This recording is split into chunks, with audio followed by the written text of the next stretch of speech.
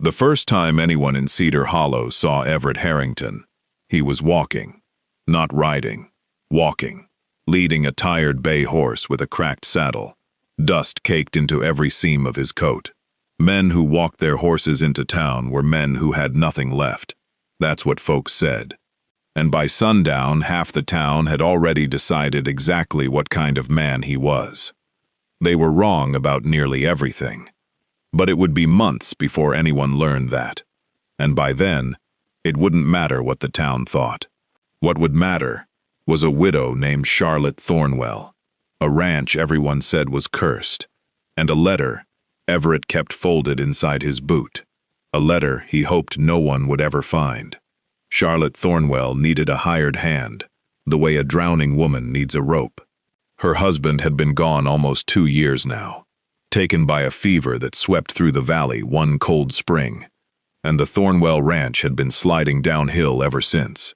40 head of cattle, where there used to be 200, fences leaning like old drunks, a barn roof that let in more rain than it kept out.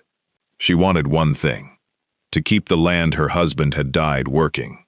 What stood in her way was everything else: the bank, the weather, the town's whispers, and a neighboring rancher named Silas Crane, who'd been circling her property like a patient buzzard, offering to buy her out for half of what the land was worth. So when a stranger knocked on her door asking about work, she should have been relieved. Instead, she stood in the doorway with a rifle resting in the crook of her arm and looked him over, the way she'd look at a horse she suspected was lame. "You're not from around here," she said. "No, ma'am." "Where from, then?" Everett paused. It was a small pause, barely the length of a breath, but Charlotte noticed it. She noticed everything. It was how she'd survived 2 years alone. "East of here," he said. "A ways east." "That's not an answer. That's a direction." Something flickered at the corner of his mouth, almost a smile, gone before it landed. "I can mend fence, break horses, work cattle, and I don't drink. I'll work for meals and a roof until you decide I'm worth wages. If I'm not, I'll move on, and you've lost nothing but a few suppers." It was a fair offer. Too fair, maybe. Charlotte had learned to be suspicious of men who asked for less than they were owed, because in her experience, they always collected the difference some other way. But the north fence was down again, and the cattle wouldn't wait for her suspicion to make up its mind. "The bunkhouse has a leak over the far cot," she said. "Take the near one. Supper's at 6. You're late. You don't eat." "Yes, ma'am." "And mister," she waited until he turned back, "I keep this rifle loaded. I'd think less of you if you didn't," he said, and led his tired horse toward the barn. That was the beginning of it. Though if you'd asked either of them that evening, neither would have said so. Charlotte ate her supper alone in the kitchen, as she always did, and told herself she'd give the stranger a week before he stole something or quit. Everett lay on the near cot in the bunkhouse, listening to rain tap through the leak onto the far one, and told himself that this place was as good as any to disappear. He was wrong about that. Cedar Hollow was the worst possible place for a man like him to disappear, for reasons he didn't yet know. But the land didn't care about his reasons, and neither did the work, so the work began. By the end of the first week, the north fence stood straight for the first time in a year. By the end of the second, the barn roof was patched, and Everett had done it with lumber he'd hauled and cut himself, asking for nothing but the loan of her late husband's tools. Charlotte watched from the kitchen window as he worked, and she found herself doing something she hadn't done in a long time. She found herself wondering about someone, because there were things about Everett Harrington that didn't fit. He worked like a man who'd done hard labor all his life, but his hands, when he'd first arrived, had been smooth as a banker's. She'd seen the blisters rise and tear and rise again those first days, and he'd never once complained, never even slowed. A man raised to ranch work had calluses by 12 years old. Everett was building his from scratch, at 30-something, with a set jaw and a silence that discouraged questions. Then there was the way he ate, small things. He'd catch himself waiting for her to sit before he touched his food. Waiting, the way men wait when someone once taught them manners at a long table with too many forks. He'd catch himself, and then he'd hunch over his plate like every other cowhand she'd ever fed. But Charlotte saw it. She saw the man underneath, correcting himself into somebody plainer. And there was the arithmetic. That was the strangest one. She'd been at the kitchen table one evening, wrestling with the ledger. Feed costs against beef prices, the banknote against the calendar, and she must have sighed louder than she meant to, because Everett, passing through with an armload of firewood, glanced at the page. "You're paying too much for feed," he said. "Whoever's selling to you is charging freight twice, once in the price, once as a line item." She stared at him. "You read that upside down." From across the room. He set the firewood down by the stove, careful, not looking at her. "Numbers come easy to me, that's all." "Numbers come easy," she repeated, to a fence-mender. "Even fence-menders can count, ma'am." And he'd touched his hat and gone out into the dark, and Charlotte had sat there a long while, staring at the ledger, feeling the shape of a question she couldn't name yet. "Who are you, Everett Harrington?" She wasn't the only one asking. Town found out about him the way town finds out about everything, through the feed store, the church steps, and the long memory of bored men. A drifter working the widow Thornwell's place, working for meals no less. The men at the feed store had themselves a fine time with that one. "Meals and a roof," said Amos Pike, leaning on the counter with the satisfaction of a man who'd never missed one. "You know what kind of man works for meals. A man no one else will pay. Or a man hiding from something," said another, and there was laughter, and it wasn't kind. Everett was standing right there, loading sacks of feed onto the wagon. He heard every word. Charlotte, coming out of the mercantile across the street, saw the whole thing, saw the men grinning, saw Everett's back, straight and still, saw him lift the next sack like nothing had been said at all. "He didn't even answer them," she said on the ride home, and she didn't know why it bothered her, but it did. You could have said something. To what end? Pride, maybe. Everett was quiet for a stretch of road. The wagon creaked. Somewhere off in the sage, a meadowlark was singing, like the world had no trouble in it. "Pride's expensive," he said finally. "I've paid for it before. Paid dear." He looked out at the hills, and for one unguarded moment, Charlotte saw something in his face that she recognized, because she'd seen it in her own mirror after her husband died. Grief, old grief, worn smooth like a river stone, from being carried too long. "Who'd you lose?" she asked, quiet. The moment closed like a door. "We should get this feed in before the rain," he said, and that was that. But things had shifted, the way things do, not with a crash, but a slow lean, like a fence post working loose.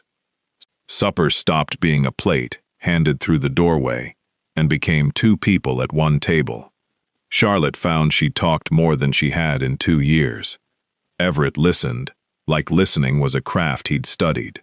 She told him about her husband, about the fever spring, about the note at the bank coming due in autumn. She did not tell him she'd started baking bread again, which she hadn't done since the funeral, and if he noticed the difference, he had the good sense not to say so. And then Silas Crane came calling. He came on a Sunday, riding a tall black gelding worth more than Charlotte's whole remuda, dressed like church, smiling like a foreclosure. Crane owned the spread to the south, owned it the way a flood owns a valley, and he'd been generous enough, as he put it, to make Charlotte 3 separate offers on her land, each one lower than the last. "Mrs. Thornwell." He didn't dismount, which said everything. "I hear you've taken on help." News travels. It does. travels all sorts of directions. Crane's eyes went across the yard to where Everett stood by the corral, and something happened in Crane's face. A slow narrowing, like a man trying to place a tune he'd heard once, somewhere, long ago. Your man there. What's his name? Didn't realize my hired hands were your business, Mr. Crane. Everything in this valley's my business, ma'am. Or will be. He smiled again, and looked at Everett a beat too long. You look familiar, friend. Do I know you? The yard went very still. Charlotte felt it more than saw it. The way Everett's whole body had gone quiet. The particular stillness of a man standing at the edge of something. Don't believe so, Everett said. I've got a common kind of face. Crane held his gaze another moment. Maybe so. He touched his hat to Charlotte. My offer stands till the 1st of October, Mrs. Thornwell. After that, the bank and I will come to our own arrangement about this place. I'd rather you and I came to ours. He turned the black gelding neatly and rode off at a walk, unhurried, a man who believed time itself was on his payroll. Charlotte watched him go. Then she turned and looked at Everett, and Everett was watching Crane's back, with an expression she'd never seen on him before. Not fear, not anger, exactly. Recognition. Everett. She crossed the yard toward him. Do you know that man? No. You're lying to me. It came out flat and certain, and she surprised herself with it. I've fed you at my table 3 months. I know your face better than I know my own by now, and you're lying. For a long moment he didn't answer. The wind moved through the yard, carrying the smell of coming rain, and Everett looked down at his hands, those hands that had built their calluses from nothing, and Charlotte thought, for one breathless second, that he was actually going to tell her. There's things I can't put on you, he said. Not because I don't trust you, because the minute you know them, they're your weight too, and you're carrying enough. That's not your decision to make. Maybe not. He looked up, and his eyes were tired and steady, and sorrier than any words. But I'm making it anyway, for now. He walked to the bunkhouse and shut the door, gentle as an apology. That night, Charlotte couldn't sleep. Past midnight, she rose to close a banging shutter, and from her window, she could see lamplight still burning in the bunkhouse. Through the thin curtain, she could make out Everett's shape, sitting on the edge of his cot, elbows on his knees, holding something small and pale in both hands.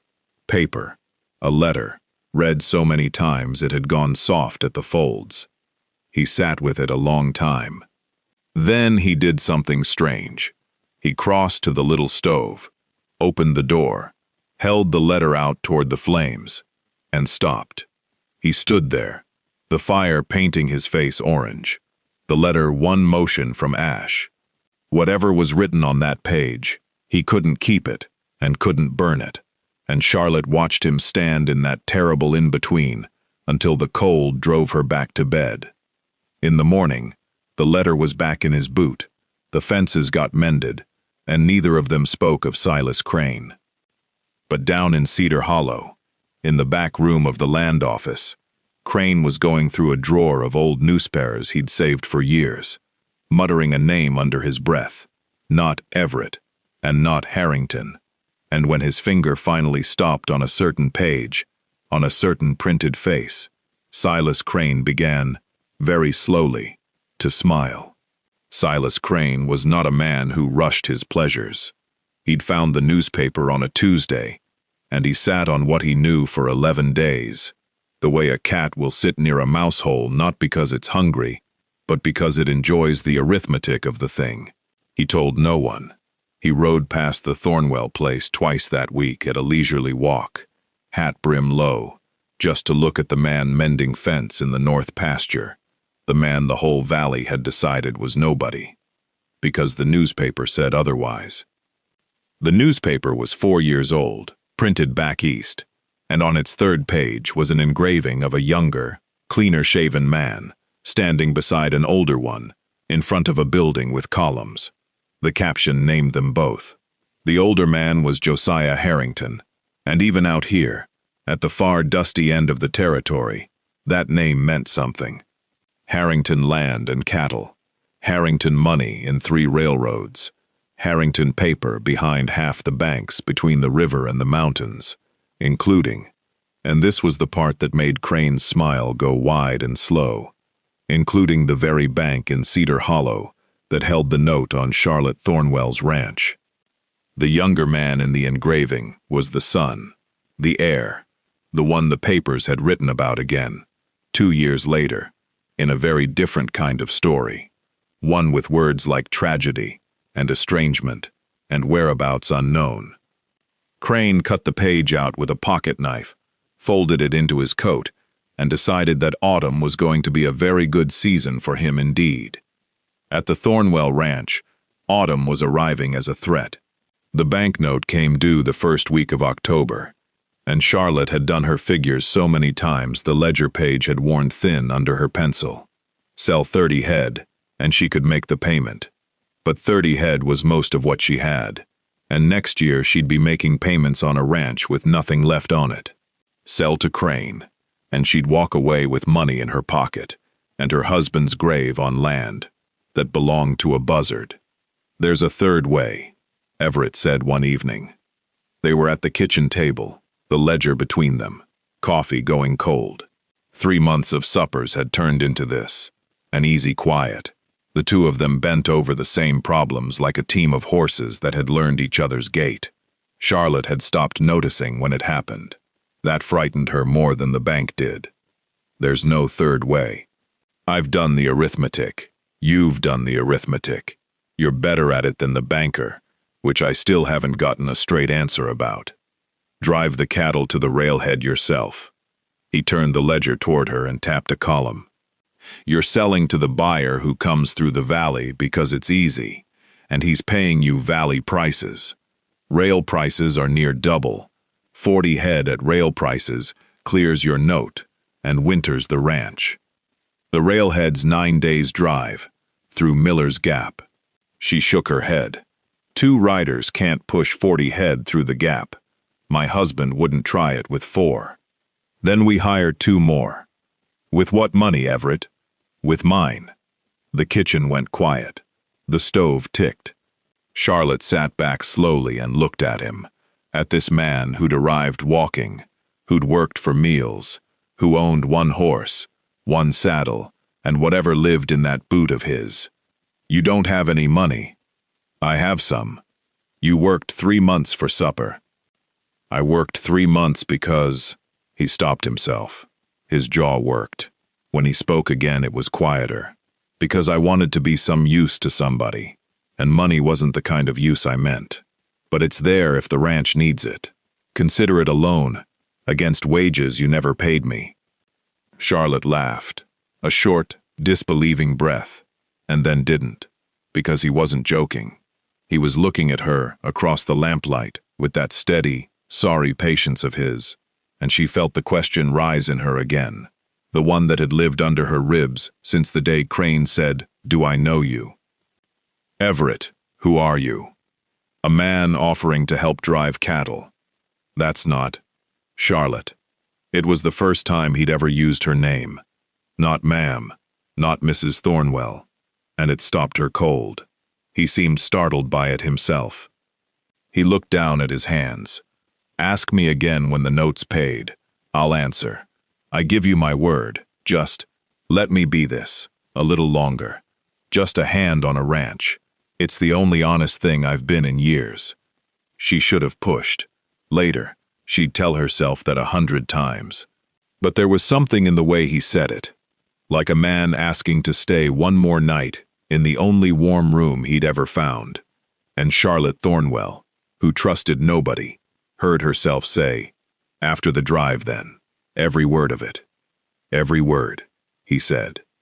Neither of them knew they were already out of time. The drive took shape fast.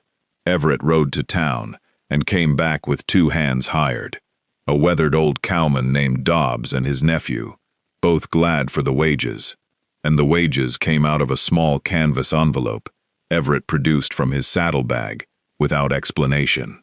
Charlotte watched him count out the coins and noted that he counted like a man to whom counting money was as natural as breathing. And she put it on the pile of things he'd promised to explain, and the pile was getting heavy. They pushed the herd out on a cold, bright morning, 40 head bawling into the frost, and for 6 days, it went better than anyone had a right to expect.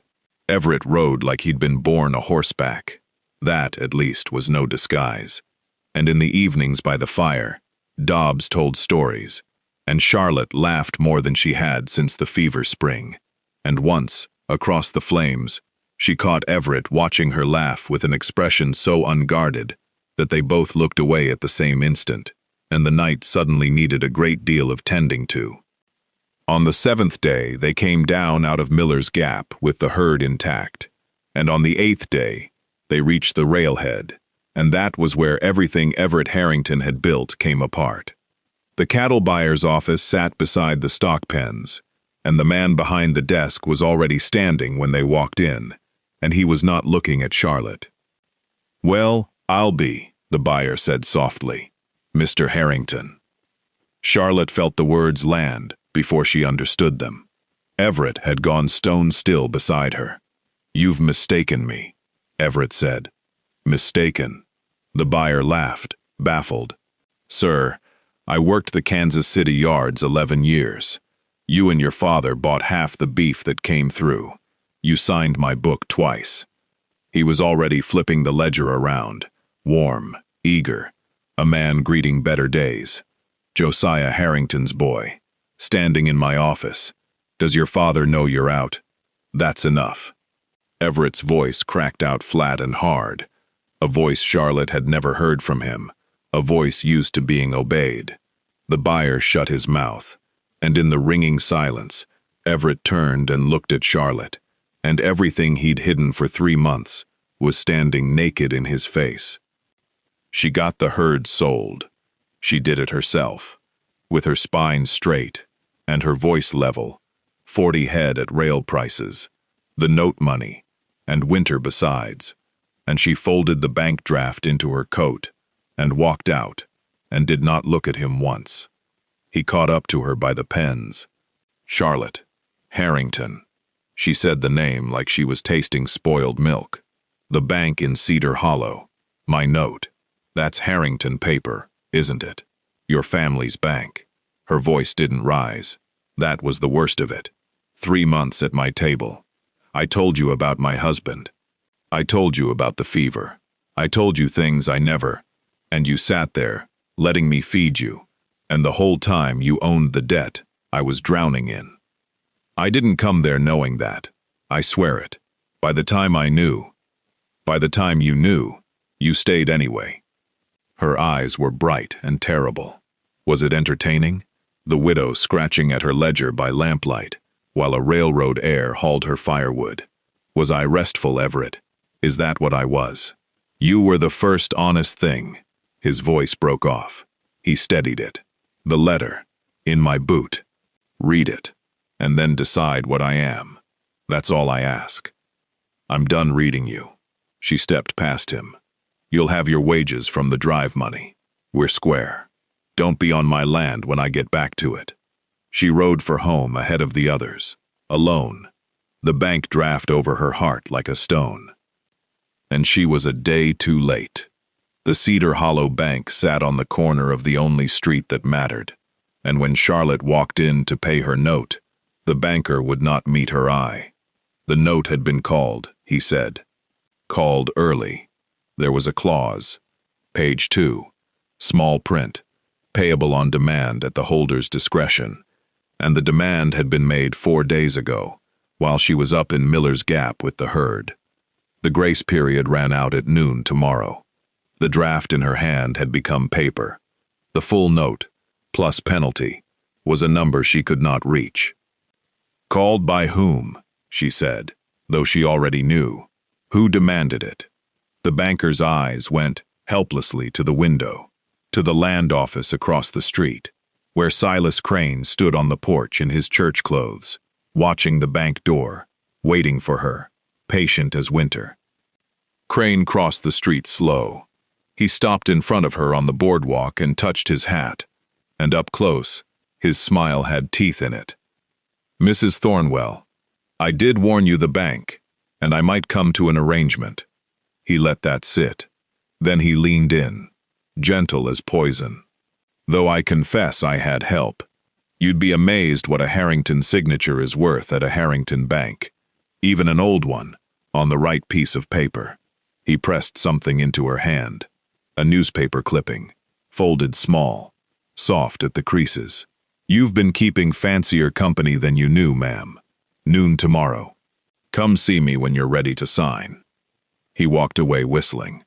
Charlotte stood alone on the boardwalk with the clipping in her hand, and she almost didn't open it, and then she did. And it was not the engraving of Everett and his father that Crane had meant to give her. In his 11 days of savoring, Crane had clipped 2 pieces from that old newspaper, and his pocket had surrendered the wrong one. This one was smaller, later, a few column inches, the kind of story papers print quietly. She read it once, then again, slower, her hand starting to shake. It was about a fire, a Harrington stockyard, 4 years ago.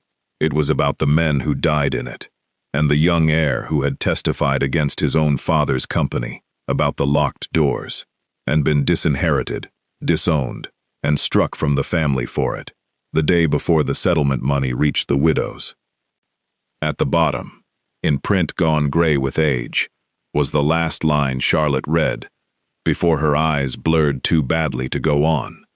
The younger Mr. Harrington could not be reached, and is believed to have left the state on foot. Part 3. Charlotte read the clipping 4 times on the boardwalk, and then she rode. Not home, not to Crane's office. She rode east out of town at a pace that turned heads, out along the railhead road, because the drive crew was a day behind her, and somewhere on that road was a man she had ordered off her land, a man who had signed something at a Harrington bank 4 days ago, while she was in the mountains believing he was betraying her. You'd be amazed what a Harrington signature is worth at a Harrington bank. Crane had meant it as a knife, but knives cut in whatever direction the hand slips, and all night, riding under a cold sky full of stars, Charlotte turned that sentence over and over. Crane had needed a Harrington signature to call her note early, and Everett had been at the railhead with her the entire time, every hour, every day. Whatever paper Crane had gotten, he hadn't gotten from Everett's hand, which meant Crane had used the name without the man, an old signature, a forged authority, something. Or it meant nothing of the kind, and she was a fool twice over, inventing innocence for a liar, because her heart had gone and made its decision months ago at a kitchen table, without consulting her at all. She found the drive camp at gray dawn, Dobbs's fire, the nephew asleep, 2 horses.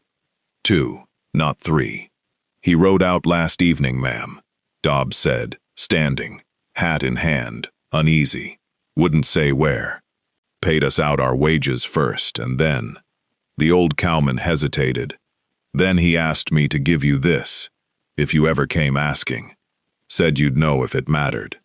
It was the letter, the one from his boot, soft at the folds, worn thin as an old scar, and Charlotte's hands were unsteady as she opened it beside the fire. It was not what she expected. It was not from his father, and it was not about money. It was from a woman named Ruth, a stockman's widow, the handwriting careful and plain, and it was dated 4 years back. It thanked Mr. Everett Harrington for what he had said at the inquiry. It said her husband had been behind one of those doors. It said she knew what the telling had cost him, because the papers had made no secret of what his father had done to him for it, and she wanted him to know that in her house the name Harrington would be spoken kindly for as long as she lived. "You could not save them," the letter ended. "You saved the truth instead. Do not let anyone teach you that was the lesser thing." Charlotte sat down slowly on a cut log by the fire. 3 months, this had lived in his boot. The nights she'd seen the lamp burning in the bunkhouse. The night he'd held it to the stove and couldn't burn it. and couldn't keep it. Not a secret fortune, not a scheme. A man carrying the only proof he had that ruining himself had been worth it, and unable to believe it most days. "Ma'am," Dobbs said carefully. He did say one more thing, said if Crane moved on your place before noon, there was a fellow at the bank I should tell you to ask for, a Mr. Pemberton, said Pemberton would have papers waiting. Charlotte was already up. "What papers?" "Didn't say. But ma'am," Dobbs scratched his jaw, "that man rode out of here last night looking like he was headed to a hanging. His own, I mean. Wherever he went, he didn't figure on coming back from it. The bank in Cedar Hollow opened at 9. Charlotte was on its steps at 8, and by then she'd understood where Everett had gone, because there was only one place a disowned son could get the authority to fight Harrington paper, and it was the one place on earth he'd sworn never to stand again. She was right, but she wouldn't learn the whole of it until later, so it's best told now, plainly, the way Everett finally told it to her. He had ridden through the night to the county seat, where Josiah Harrington, old now, and sick, and wintering west for his lungs, kept a suite of rooms above his newest bank. Father and son had not spoken in 4 years. The last words between them had been the kind that salt the ground, and Everett had stood in that doorway with his hat in his hand, not to beg forgiveness, and not to offer it, but to do sums aloud. How a man named Crane had bribed a clerk to exercise a dormant Harrington proxy, forging authority the family had never given, to call the note of a widow so he could take her land at half its worth. How that made the Harrington name a thief's tool, and how Josiah could either sign the papers voiding it or read about it, because his son had testified against the family once and had, as it turned out, kept the habit. The old man had looked at him a long, long time. "You'd drag our name through the mud again," Josiah said at last, "for a widow's 40 head of cattle." "No, sir," Everett said. "I'd wash it. There's a difference. I've spent 4 years learning it." And Josiah Harrington, who had disowned his son for honesty and been dying slowly of the silence ever since, signed. He signed the voiding order and the dismissal of the bribed clerk, and then, in a hand that shook, one document more that Everett hadn't asked for and refused twice before the old man's temper made refusing worthless. And when it was done, the old man held the pen out flat on his palm and said, quiet, not looking up, "The letters I wrote you came back unopened. All 4 years of them. They're in that trunk. Take them or don't," which was as close to "I was wrong" as men of that generation ever traveled, and both of them knew it, and Everett took the trunk. But in Cedar Hollow that morning, Charlotte knew none of this yet. All she knew was Mr. Pemberton, a precise little man off the early stage, who spread papers across the banker's desk at 9 sharp, while Silas Crane, summoned and smug, arrived expecting a signing of a very different kind. Crane's smile lasted exactly as long as it took Pemberton to read the first page aloud. The proxy, void. The call on the note, rescinded, with the bank's written apology. The clerk who'd sold his signature, dismissed, and named, and lawyers instructed. And Crane himself formally notified that Harrington Land and Cattle considered the fraudulent use of its name a matter it intended to pursue personally, a word Pemberton pronounced with relish, unless Mr. Crane found the climate of some other valley more agreeable within the season. Crane went a color like old tallow. He looked around the room for a door out of it, and there wasn't one. He left without his hat, and Cedar Hollow, which forgets nothing, would tell the story of that walk down the boardwalk for 30 years. "There is one document remaining," Pemberton said then, turning to Charlotte, "which I'm instructed to deliver to you alone, madam, and which requires no signature." He handed her a single page and gathered his things with the discretion of a man paid well for it. The page was the note on her ranch. Across its face, in a shaking old man's hand, one word, satisfied, paid in full, and beneath it, a line in writing she knew from 3 months of ledgers, steadier, younger, and briefer than it had any right to be. Your land was never his to take, and never mine to give. It was always only yours. E. No return address. No find me here. A man closing an account and vanishing out the far side of his own good deed, because he'd decided somewhere in the night that this was the last use he was fit for. Money, after all, in the end, and nothing else. Charlotte read the line twice. Then she said, out loud, in the middle of the bank, "Oh, that fool," and asked Pemberton one question. And Pemberton, being paid well but not that well, answered it. She caught him at the crossroads west of town, where the trail forks for the mountains. He was riding the same tired bay he'd walked in on, saddlebags and the old trunk of letters and nothing else. And when he heard the horse coming hard behind him and turned and saw her, he looked. Dobbs would have recognized the look, like a man arrived at his own hanging.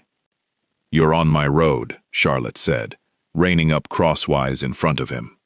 "Charlotte, you paid my note. The name owed you. I settled the name's debt, that's all it. You settled it and ran."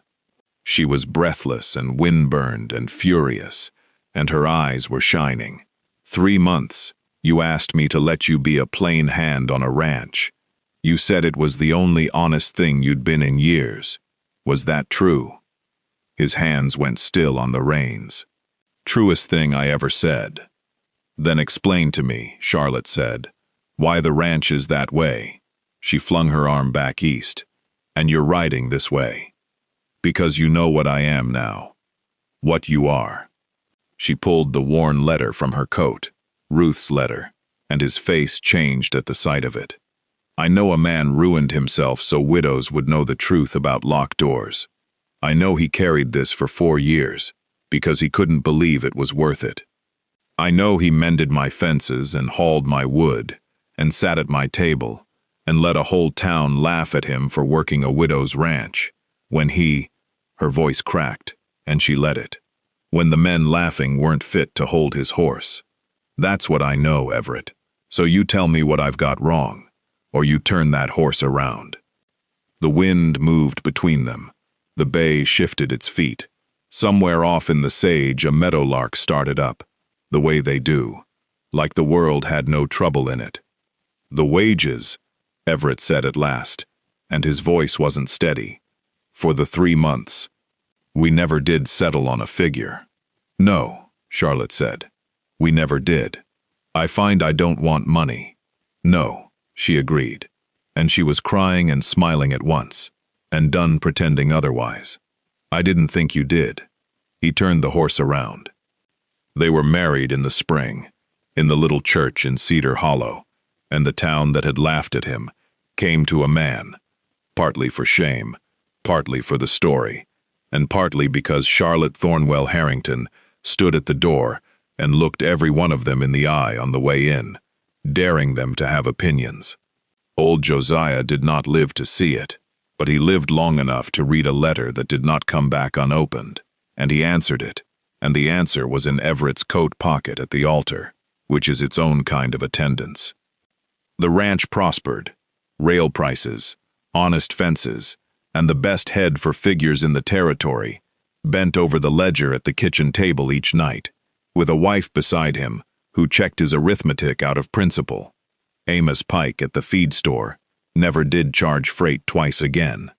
And when their daughter was born the following autumn, they named her Ruth, and Charlotte wrote a letter east to a stockman's widow to tell her why, so that in one more house, for one more lifetime, the name Harrington would be spoken kindly.